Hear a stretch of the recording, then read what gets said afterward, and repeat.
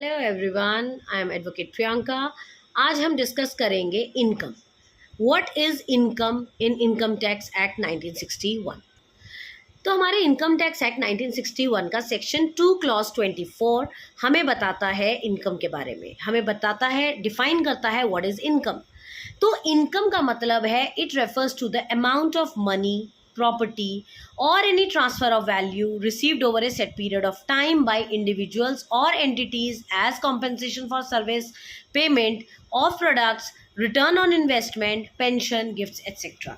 Income में आपका आ जाता है सारा वो अमाउंट ऑफ मनी, प्रॉपर्टी या ट्रांसफ़र ऑफ वैल्यू जो रिसीव की है आपने एक सेट पीरियड ऑफ टाइम पे एक इंडिविजुअल से या एंटिटी से, कॉम्पेंसेशन ऑफ सर्विस के फॉर्म में, पेमेंट ऑफ प्रोडक्ट के फॉर्म में, रिटर्न ऑन इन्वेस्टमेंट के फॉर्म में, पेंशन के फॉर्म में या गिफ्ट्स के फॉर्म में, या और भी बहुत सारी चीज़ें हो सकती हैं।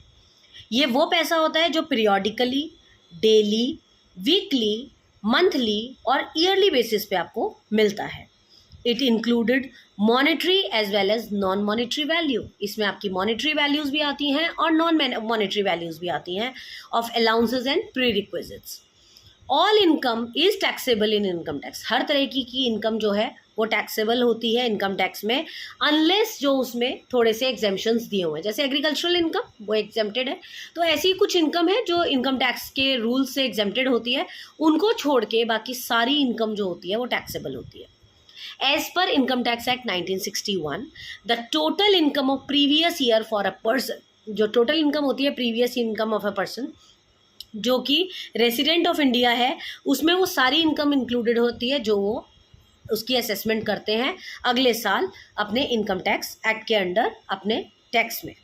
अब इस इनकम में कौन कौन सी तरह की इनकम इंक्लूडेड है? It includes profits and gain, number 1, number 2 value of prerequisites, number 3 dividend, number 4 voluntary contribution, number 4 retirement received by trust और gifts, then is special benefits, capital gains, lotteries, employers contribution, house property etcetera.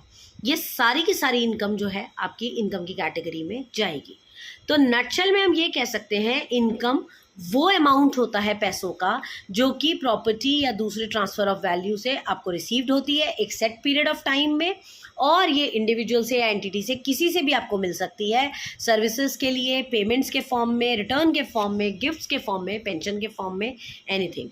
And it is mentioned in section 2 clause 24 in income tax act 1961। So this is all about income. अगर income के ऊपर 4 number में question आ जाए तो आप ये सारी चीज़ें मेंशन करेंगे, और साथ ही में मेंशन करेंगे ये आपकी रेगुलर इनकम भी हो सकती है, ये आउटसाइड इनकम भी हो सकती है, टेम्पररी परमानेंट फॉर्म में भी हो सकती है, लमसम फॉर्म में भी हो सकती है, और ऐसी भी कुछ इनकम होती है जो टैक्स फ्री होती हैं। तो taxable income and non taxable income की कैटेगराइजेशन भी आप इसमें कर सकते हैं अगर आप करना चाहें तो। So all the best students for your exam. In case you have any doubt, you can ask in the comment section.